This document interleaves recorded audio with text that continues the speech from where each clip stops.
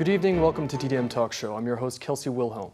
Our guest tonight is Robert Kirby, an advocate for nature and sports, as well as of leadership, with over 25 years of management and leadership experience.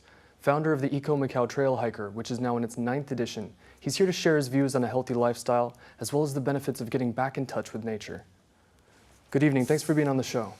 Good evening, Kelsey. It's great to be here. Great to be back. Yeah, so we're coming up on another exciting weekend that we have. Saturday is going to be the 9th edition of the MGM this year, MGM Macau TrailHiker. What are some of the updates for this year? What do we have to look forward to? Well, we've got a new event. Some of your viewers will know that we have a 10 and a 30K event. We've had that since its initiation, since 9 years ago.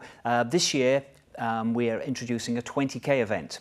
It's been asked for about 2 years, and now we're going to make it happen. So that's the big news for Saturday, a 20K event to complement the 10 and the 30. That sold out very quickly, and we have 175 teams entered for the 20K, without taking away from the 30K. The 30K is still strongly supported, as is the 10K. So was it mostly people from the 10K who wanted to run more? Great question. Great question. Yes, it was the 10K people that were asking us over the last few years, could we introduce a longer distance, but not 30? 30 was too much for them, going from 10 to 30. So yes, we've probably had about 30 to 40 teams from the 10K moving up, but it's brought in a whole new group. Maybe 80% of the 20K are new to TrailHiker, which is great, So it's growing the brand. All right. And so you have, if I'm not mistaken, 675 teams? 2,700 participants. 2,700 people. Yeah, so it's four person per team? Four people per team? Yeah. I think it's the only, I could be wrong, but I think it's one of the few, maybe the only team event in Macau. Most events like the Macau Marathon and other events are individual. So this is a team event where you train together before the event, you arrive, you start, you stay, and you finish together, and of course you celebrate together as well. So it's a real team event. So in regards to the mix-up of the teams, we've got a lot of different kind of sectors and interests and divisions coming together. So we have the corporate side. Yes. I know that MGM, the title sponsor this year and last year, is putting together a number of teams. They even had so many teams that they filled their quota. Have a lucky draw, right? Raffle, yes. Some of the other operators are also putting up teams, and then we also have teams such as government teams like IACM, Civic and Municipal Affairs Bureau, yes. DICJ, Gaming and Inspection Coordination Bureau, and the Fire Services Bureau as well. They're putting together a team. Yeah, so it's great to see the government, and I have to say, without the government we wouldn't make this happen, but the government are actually now putting teams in. They've been very supportive over the years in helping us make this event happen, but now they're actually putting teams in. In fact, we went around the course yesterday with some traffic police, and they're very disappointed that they're having to police the event on Saturday because they'd like to be participating. So we've got more government support, and right, yes, it is strongly supported by the corporate. Of those 675 teams, probably about 80% are from corporate, and then you've got individual team entries that make up the other 20%. And again, of the 100%, 20% from out of town, so from Hong Kong, from Guangdong, and a few from Singapore, Malaysia. That's starting to increase, but it's very strongly supported by the corporates. You mentioned MGM; they're our title sponsor, and they've got 40 teams entered. Whew. And they're also providing us with 100 crew, so they really are very committed to the event. But you also have volunteers. Volunteers can offer their services to help with the event. How does that go about? Do people just show up at your doorstep? Okay. Hi. As a co-organizer, it is a challenge because for a number of reasons to get crew, because a lot of people want to participate in the event. They don't want a crew. Yeah. We always find the crew, sometimes right at the last minute. We normally have around 250 crew members, again from associations. I mentioned and other corporate sponsors as well, not just MGM, but we have other corporate sponsors like Seychelles Asia. They're a strong supporter. They have probably 50 crew members supporting us, plus they've got 15 teams entered. So, yeah, we managed, UMac, University of Macau, 100 students will be turning up on Saturday morning at 6 a.m. Thank you, students, to help with marshalling, with the checkpoints, with the bag drop. So from across all realms, some retired people come and help. Yeah, it always comes together. And so in regards, what is the key theme for the event itself? Well, the key theme is recurring. It's really promoting the greener side of Macau, the green lung. We do have a green lung. It's promoting teamwork, as I mentioned earlier. It's teams of 4. It's promoting, of course, wellness, something that's very close to my heart and I think to many of your viewers. So it's promoting wellness, the green side, and teamwork and leadership. And of course, let's not forget that over the last 8 years, the event has raised about 2.5 million for Macau charities. We normally choose 2 charities each year, 2 new charities, deserving charities. All charities are deserving, of course. So it's always difficult to choose which ones are the most deserving. And so, you know, 2.5 million over 8 years we've been, and we'll continue to donate as we go forward. You're hoping to increase it up to, well, we think we should get value this year? We'll probably get to about total donations with this year, probably about 3 million. All right, yeah, great. Get to 3 million. So we're very proud of that. So it's multifaceted. It is corporate social responsibility at its best. And then, of course, we have this great lunch that MGM serve up, which is the talk of the town, the post-event lunch, where nearly all of the teams will come together and have a great lunch and recall about the event, share their experiences of the event. So I have to ask the question, does anyone win?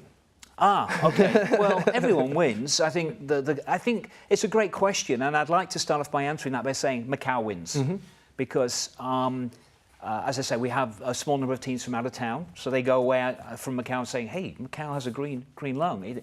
You know, it's not just about gaming. So that's a win.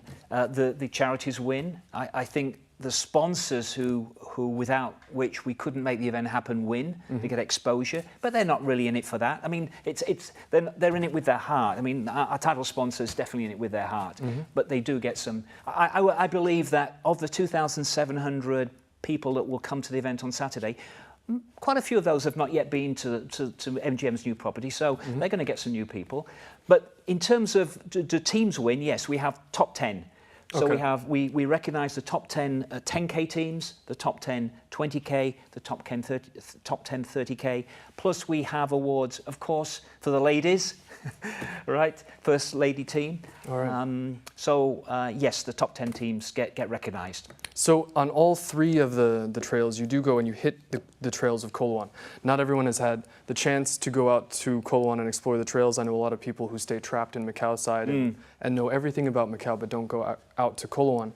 It's a bit of a different world. It really makes you realize that there is a green lung, as you mentioned in Macau. But it seems like you've been here for many years, over the amount of time that we've been here, there's been more construction happening out there. There's obviously a larger build of the Cotai Strip, which has its own influences on it. So it seems like there's a growing need for people to get out and get in touch with nature. So is this the best way to do it? Well, it's one of the ways. I mean, Macau. I came to Macau in 1998, I was just mentioning to you before we came on the air, and of course the transformation since 1998 is amazing, but there's good and bad in that. I think I know that we need space. We need space to go out and just be with nature. You know, when you read the news and read the medical magazines, you know, depression, heart diseases, diabetes, all these life-threatening diseases are on the increase. And getting out into nature is one of the ways of just sort of improving and increasing our immune system so that we are stronger and better to be able to cope with the demands of life. We lead, particularly in Macau, a very demanding life. And so I think it's very important to get out into space, into nature, into the greenery. I mean, when you get on those trails, you could be anywhere in the world, yet you're not very far from a major road. So I think it is important that from multi-billion-dollar casinos. And multi-billion casinos. There's exactly. quite a contrast. Yeah, it is. When you get up there and you look down on the Cotai Strip from the trails, it really is chalk and cheese. So I think one of the goals of Macau TrailHiker is to promote that space, keep it secure, and get more people to come out, not just on event day. I was very impressed last weekend. I was out there doing a little bit of a site inspection, and must have come across about 30 different teams who were preparing for this Saturday. Leaving spare supplies on the side. So it's great, but I'd like to see that all year round. And one of our dreams is to get permission from the government to have trail hiker signs up along the course, so people can go out at weekends and follow certain sections of the course. We haven't got that green light yet, but we're working with the ISEM to get their permission to eventually have those signs up to guide people around, not just on event day, but during the year. Now, something like this, and especially setting up physical guideposts and something that draws more attention to the fact that they are hiking trails, it is being in contact with nature. Do you think that that establishes more of a permanent position in terms of this is the green lung, this is something that should be preserved? Do you think that if we don't have things like that, we run the risk of Koloan becoming more and more industrialized? Yes, I think there's always a risk as Macau becomes more developed and we need more land as the population size increases. There is a risk that the leadership may not see the importance of having a green lung.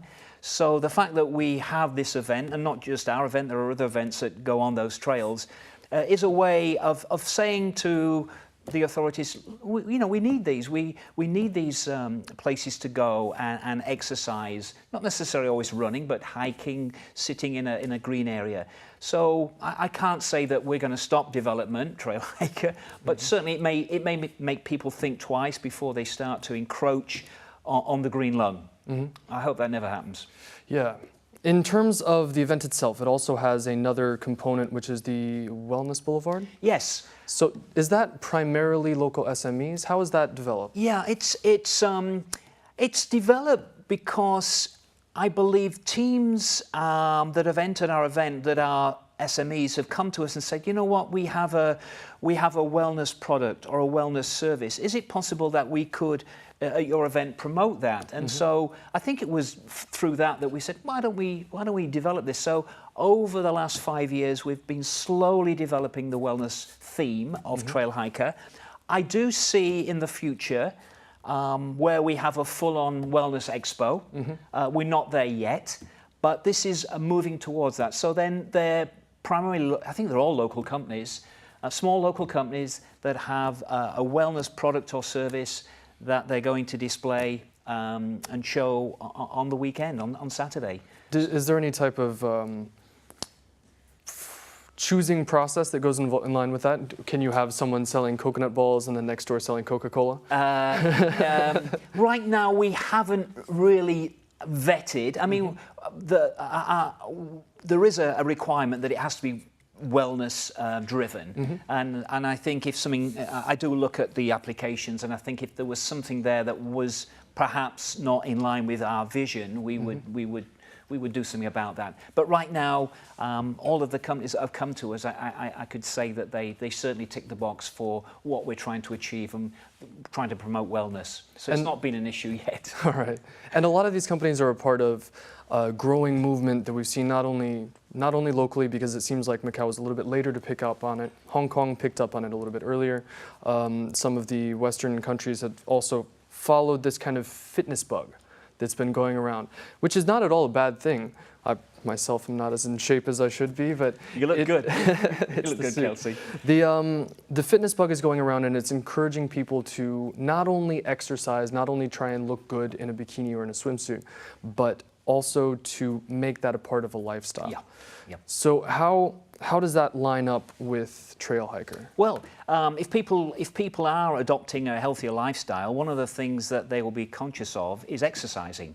And so the great thing about entering an event like TrailHiker is that you do it in advance, you make a commitment, and then it gives you the motivation to go out and train and maybe eat a little bit healthier and get a little bit more sleep. So we certainly see that TrailHiker is driving wellness. And then we get people, I've met a number of people who have said A couple just recently, they're back from doing an Ironman in Hawaii, Okay. which is one of the top world events. And that started from TrailHiker 6 years ago. Okay. They were not sporty people, but they entered the 10K. I think the following year, or 2 years later, they did the 30K. They got hooked, and now they go do these sports events all over the world. I'm not saying that's everyone that in TrailHiker will do that, but certainly TrailHiker is a vehicle to say, yeah, I'm going to take a little bit better care of my health. People coming to TrailHiker for the first time, many of them like the exercise and start to take a different approach to how they look after their temple, their body. Within the teams themselves, there's 4 people in the team. Is there any team leader? That's great. Great question. There is a team captain. We ask for one person to be nominated as a team captain. That person is the person that we will then communicate with right up until the event day. Okay. And the captain's responsibility then is to disseminate any information to the other 3 team members. So yes, it's up to the team to decide on that. But on the entry form, we do ask for a team captain contact name and number. So that's that person we can contact. All right. So one of the main activities involved, well, not necessarily within CSR, but within team building, is to encourage leadership, which is something that you're very, very familiar with. You Yes. come from initially a hotel background, but then also a leadership entrepreneurship background. You are the founder of the Kirby Leadership Academy, and I was looking through some of the interesting things that you offer through it, the book that you published as well, and I wanted to ask how, in terms of the Macau context, there's a increased need for people, especially within the integrated resorts, to be able to step into higher positions of leadership, to be able to lead increasingly large teams in a variety of areas that may not be within their initial competency. So how can leadership encourage upward mobility within that context, and how can that also be built through team building activities? Okay, so I'm pleased you asked about leadership, because those people that know me well know that I live and breathe leadership. I'd like to just start off by saying that, you know, I believe everything rises and falls on leadership. You know, families, schools, businesses, countries. So it really, you know, show me a good organization, I'll show you good leadership. Show me a poor organization, I'll show you no leadership. So, but it all starts off from the, I think where people sometimes miss a very important component is they want to jump into leading others, but before we do that, we need to be able to lead ourselves. And so it's a bit of a conundrum. But until we lead ourselves well, then it's going to be very difficult for us to lead others well. And that's not as simple as following Google Maps. Not at all, not at all. It's you know, you mentioned earlier before the interview, before we sat here, is, you know, emotional intelligence, discernment. There's many concepts of leadership, but the key number one is to lead self. I come across so many instances of people being put into leadership positions, but they're not even able to lead themselves well. So you imagine then when they're leading others, what can happen and what doesn't happen that should happen. So that results in high turnover. It can affect the bottom line profitability. In Macau, because of the demand for leadership, people are being promoted perhaps before they're ready to be put into that position. And that's why leadership is even more important today, because if you're a leader, not only are you leading, but you're needing to coach people that generally have been put into positions today where they really wouldn't have been put into those positions 10 years ago. So the leader's role is that of a coach, a HR practitioner. It's multifaceted. It's not just leading people. It's many more things that are required of that leader. So can they be taught that once they're already in the leadership position? Do you find that there's pushback also because someone already assumes that they know how to do their job? I didn't want to bring this up, lead. but sometimes you can have this entitlement mentality where they believe that they should be in this position. That again is a not good thinking, and that can lead to many problems going forward. Some leaders are born; they're just natural. Others, and because leadership is a set of skills, it means that these skills can be learned. So don't worry if you're not 10 out of 10 as a leader. You over time you can improve your leadership capability. So it's just really saying, I'm going to start off by leading myself better, and then I'm going to start progressing by leading others. And that can be with, if you're leading a family, leading your family more successfully, or if you're in a association, a voluntary association. You know, voluntary associations are great vehicles for getting leadership opportunity. Those students that are going to come on Saturday morning from UMac, we're going to put them into what would be leadership positions where they make decisions. They're going to be better off when they go back after that experience. What about I'm very curious, the emotional intelligence aspect of that, because that is something that, from my own personal perspective, is something that it seems like you're either born with or you learn, but you yourself do that. How can you teach someone else to have more emotional intelligence? Well, there's emotional intelligence is a set of skills. For example, self-awareness, empathy. So the good thing again is if you're not good at using emotional intelligence, then it can be learnt. So it starts with, I believe, to improve in any skill, you have to be aware of the need that you need to improve in that skill. It starts off with self-awareness, which is one of the concepts or one of the skills of self-awareness, of emotional intelligence. So it starts off with self-awareness, and then the desire to improve, whether it's in leadership or whether it's in emotional intelligence. Some people are very talented and were basically gifted with that skill. Others, like myself, have to work at acquiring it. But it can be acquired if you're willing to put in the work. Now, the Kirby Academy itself offers corporate training, which is either 6-month or 12-month offerings. Yes. Why 6 months or 12 months? Well, we've been going now for 18 years, delivering leadership programs around the world. And what we found in the early years is that we were being asked to go in and do a day's leadership training or 2 days leadership training, and that would be it. Yeah. And we realized, maybe not as quickly as we should have done, that really isn't going to make the difference in an organization. We can go in, yes, we'll give them some meaningful lessons and some meaningful skills, but are they going to be sustained? Yes, if the company is HR orientated, they'll take what we've shared with them and they will reinforce it, but generally it wasn't being reinforced. So then we decided to start pitching initially weeks courses and then 3 months courses and eventually year-round courses where we'd go in, we'd deliver some material, there'd be some assignments, then we'd go back again, we'd review the progress that they'd made. Within that year, there would be one-on-one coaching. And what we found is that the client was getting much better value. A bigger investment, of course, in terms of dollars, but they were getting the changes that they needed to see.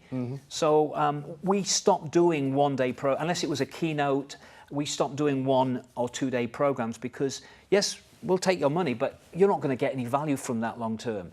And so that's where we are. We're delivering 6 months and 12-month programs around the globe. And you have a book also, which is Dancing Dragon or Headless Chicken. What would be an example of a headless chicken? Oh, we meet them every day. These are the people that are out of time. They're running from one engagement to another. They look stressed out. Yeah, you see them. And someone who's probably just not making the progress that they would like to do. They're frustrated. Their relationships with others is not where it needs to be. In contrast that to a headless chicken, to a dancing dragon is someone who is very clear on what their long-term mission is in their life, has short, medium and long-term goals that they're working towards achieving, doesn't run out of time, is very good at time management, is also very good at being able to help people, help others. Because when you're a headless chicken, you don't have time to help others because you don't have enough time for yourself. So it's a dancing dragon is someone who has grace, someone who's kind, someone who has time for others. Yeah, a stark contrast. In terms of the headless chicken itself, though, do you think that that individual, that character, believes that they're a dancing dragon? Yes. Yeah, there are kind of in line with the entitlement. There are situations where when we ask people to do self-assessments, although we know that they're probably a headless chicken, they're marking themselves as a dancing dragon. And you have people who are dancing dragons that think they're headless chickens. So it's interesting mindset, you see. There we go. But generally people know where they are, but some people do kid themselves for a little time, but we're in the position to be able to reveal that to them and help them make that transition. That's what we're really doing. We're helping dancing dragons become even more successful, and we're helping people who need to move across to become dancing dragons. We need as many of those as possible because Macau is still expanding at a very large rate, even though we only have one more IR coming online. And more of these people are going to be coming into leadership positions. So in the next 10 years, do you think that with the current educational institutions that we have operating, the current formula that is being operated, we're going to be able to supply enough of that? Or will we have to import some other people who can be leaders, who can show more of a leadership style that can then cement a better long-term position? Do we have enough now? Will these people be able to be enough dancing dragons in 10 years? I don't know enough about the current curriculum in colleges and schools, but I would guess that it's not heavy on leadership. It's not heavy on self-development. And so I don't think generally across the globe, and I get to travel across the globe, so I can comment. I think generally leadership is a long way from where it needs to be in education. I think we're still teaching generally management, and management was a thing of the 60s and 80s, where you told people what to do, but that doesn't work anymore. It does not work anymore. You have to you have to coach, you have to be communicative. I don't think we're ever going to, across the world, not just Macau, ever produce enough leaders for the positions that we have leadership for. However, I'm increasingly hopeful that I'm seeing more and more good leadership in organisations. But it's leadership is hard because you really have to be all in. You can't just be 90% in. When you're a real leader, you're giving everything. I mean everything to sustain that ability to be a good leader. So where does Macau stand? I'm hopeful. I'm hopeful. I mean, that's my role in life. I've authored 2 books on leadership. I hope to author more. Is to continue to promote the importance of leadership for the success of families, the success of education, the success of businesses, and the success of governments.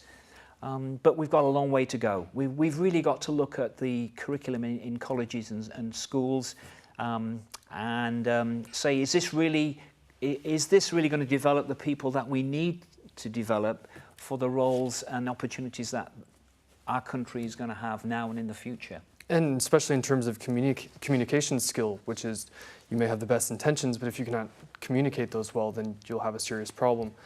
Where is technology in the spectrum? Is it helping? Is it making people less attentive? Is it encouraging communication or not? Kelsey, it would be very easy for me, and your viewers have heard this before, to say, communication is driving us apart. It's distancing ourselves from relationships. I mean, that's been going on for the last 15, 20 years. I believe it can help. I believe technology can be a driver to help us be more successful. But I think there is the danger that we rely on it too heavily. I have a great son. He's 19, and myself and my wife were at one stage a little bit worried about the amount of time he was spending, on his computer. That has currently changed, which is great. It's just the balance. It's the balance between using technology and what we're doing. Where I still believe we're living in a relationship economy. And I think no matter how technology continues to develop, and it is, we shouldn't underestimate the importance of relationships. And so if we do, there is that danger that we're going to miss opportunities as an individual, or we're going to miss opportunities as a small business, or we're going to miss opportunities as a country. So we've got to continue to value relationships. Well, we can have a chance for that this coming weekend at the TrailHiker event. Yet again, TrailHiker is going to be on November 3rd, Saturday. starting early in the morning. TDM is also one of the media partners, so don't miss out. We'll be back again next week with more TDM Talk Show.